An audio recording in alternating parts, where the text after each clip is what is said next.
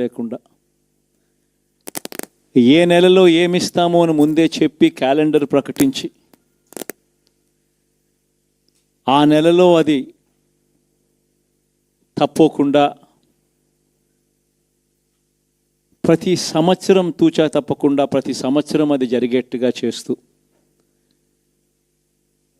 ఏకంగా 2,70,000 కోట్ల రూపాయల వివిధ పథకాల ద్వారా మాట తప్పకుండా జరగడం కూడా గతంలో ఎప్పుడూ కూడా చూడలేదు, జరగలేదు.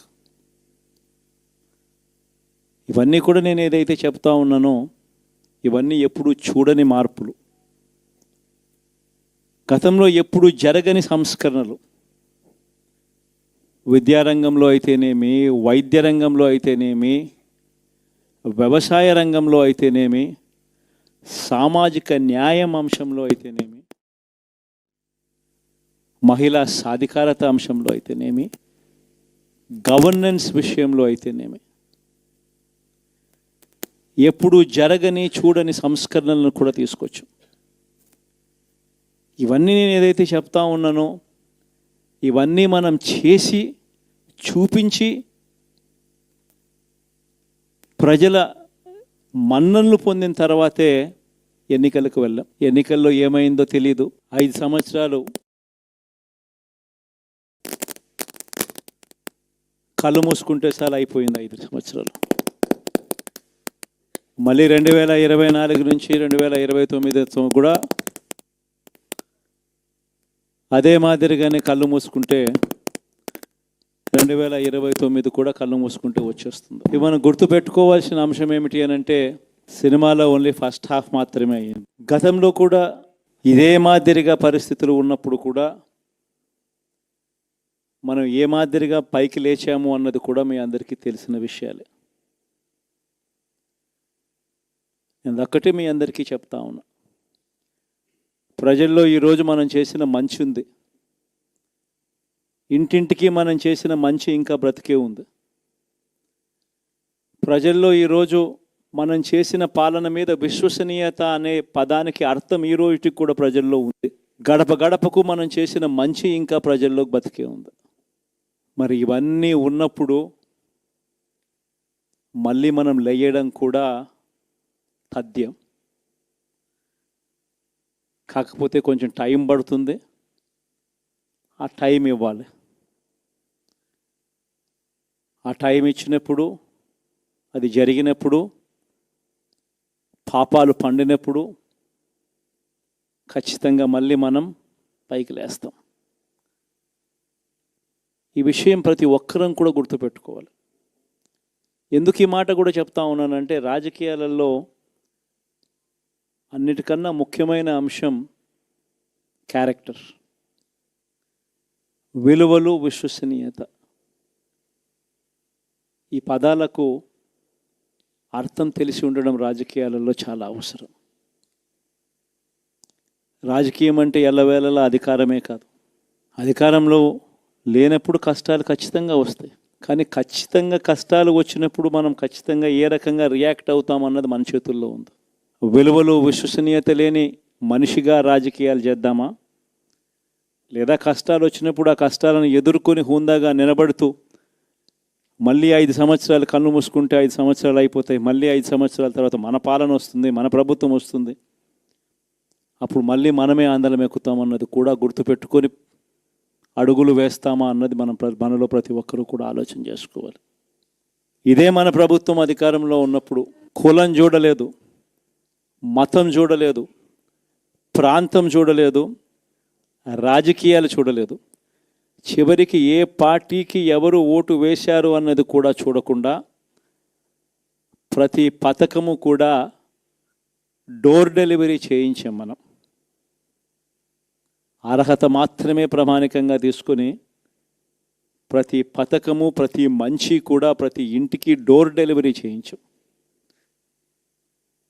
అలా ప్రతి మంచి, ప్రతి పథకము డోర్ డెలివరీ చేసిన ప్రభుత్వం మనదైతే, పాలన మందైతే, ఈరోజు కేవలం వాళ్ళ పార్టీకి ఓటు వేయలేదు అని మాత్రమే, ఓటుకు వేయకపోవడమే పాపం అన్నట్టుగా ఈరోజు రావణ కాష్టం సృష్టిస్తూ ఉన్నారు, విధ్వంసం చేస్తూ ఉన్నారు, ఆస్తులు నష్టం చేస్తున్నారు, కొడతా ఉన్నారు, అవమానిస్తూ ఉన్నారు. ఇవన్నీ శిశుపాలుని పాపాల్లో భాగాలుగా ఇవన్నీ అప్పుడే పాపాలు మొదలయ్యాయి. ఒకవైపున మనమేమో మనకు ఓటు వేయకపోయినా కానీ ఏ రోజు కూడా డిస్క్రిమినేషన్ చూడలేదు. అటువంటి వాళ్లకు కూడా మనం డోర్ డెలివరీ చేసిన ప్రభుత్వం పాలన మందైతే ఈరోజు కేవలం ఓటు వేయలేదన్న ఒకే ఒక కారణంతో ఏకంగా కొడతా ఉన్న పాలన వీళ్ళది. ఈ పాపం ఊరికే పోదు. రెండవ పాపం చంద్రబాబుది కూడా అప్పుడే పండింది. బహుశా కేంద్రం ఈ రకమైన కేంద్రంలో ఈ రకమైన పరిస్థితులు బహుశా ఎప్పుడు ఉండిండవేమో. ఈ రకంగా కేంద్రంలో 240 ఎంపీలు మాత్రమే వచ్చిన పరిస్థితులు, రాష్ట్రంలో ఏకంగా వీళ్ళకు కూడా ఈ మాదిరిగా మంచి నెంబర్లు వచ్చిన పరిస్థితులు, ఎన్డీఏలో మళ్ళీ చక్రం తిప్పుతూ ఉన్న పరిస్థితులు. ఇలాంటి పరిస్థితుల్లో కూడా ప్రత్యేక హోదాను అడక్కపోవడం చంద్రబాబు చేసిన మరో పాపానికి కూడా మరో నాంది. ఇలాంటి పరిస్థితుల్లో కూడా ప్రత్యేక హోదా మనం అడిగి తెచ్చుకోలేకపోతే రాష్ట్రంలో ఏ ఒక్క యువకుడు కూడా క్షమించడు చంద్రబాబు నాయుడు. మనం కొంచెం ఈ పాపాలు పండేదాకా మనం గట్టిగా దీన్ని నిలబడగలిగితే, ముందుకు తీసుకొని పోగలిగితే ఈ పోరాటాన్ని ఆటోమేటిక్గా శిశుపాలుని 100 పాపాలు ఫాస్ట్గా ఎరోడ్ అయిపోతాయి. అంటే ప్రతి ఒక్కరూ ఈ విషయాలన్నీ గుర్తుపెట్టుకోమని కొడతాం. ఇవన్నీ బహుశా నేను చెప్పేటివన్నీ కూడా మీ అందరికీ కూడా తెలియనేటివి కాదు. కేవలం నేను మీ అందరికీ గుర్తు మాత్రమే చేస్తా ఉన్నా. కష్టాలు రావడం అన్నది సర్వసహజం. కష్టాలు ఇలా మనం ఎదుర్కొని నిలబడడం అన్నది మన చేతుల్లో ఉన్న అంశం అన్నది మాత్రం ఖచ్చితంగా ప్రతి ఒక్కరూ గుర్తుపెట్టుకోమని మీ అందరితో కూడా కోరుతా ఉన్నాను. శాసనసభలో, చట్టసభలో మీ సభే అన్నిటికన్నా ముఖ్యమైన సభ అవుతుంది. ఓటు వేయలేదు అన్న ఒకే ఒక కారణంతో మనుషుల్నే కొడతా ఉన్న పరిస్థితుల్లో, మనుషుల్నే అవమానిస్తూ ఉన్న పరిస్థితుల్లో,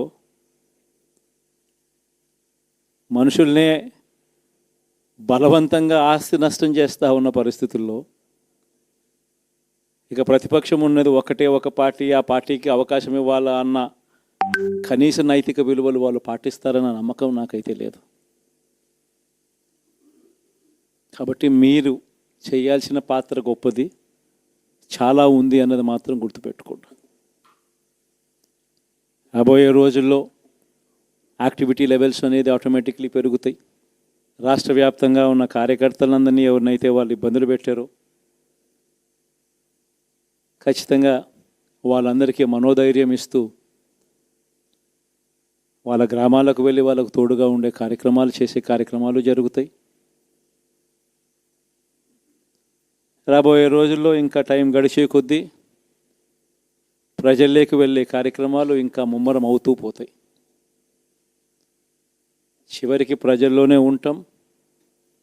ప్రజలతో కలిసి పోరాడే కార్యక్రమం వేగంగా టైం గడిచే కొద్దీ మనము వేగంగా అడుగులు ముందుకు వేస్తాం. ఒకటి మీ అందరికీ చెప్తా ఉన్నా, ఏకంగా 14 నెలలు పాదయాత్రలు చేశాం. ఆ వయసు ఈ రోజుటికి నాకుంది. ఆ సత్తువ ఈ రోజుటికి నాకుంది. కాబట్టి మీరు మాత్రం ప్రతి ఒక్కరూ గుర్తుపెట్టుకోండి, ఆ టైం వచ్చేదాకా మీ పాత్ర చాలా కీలకం.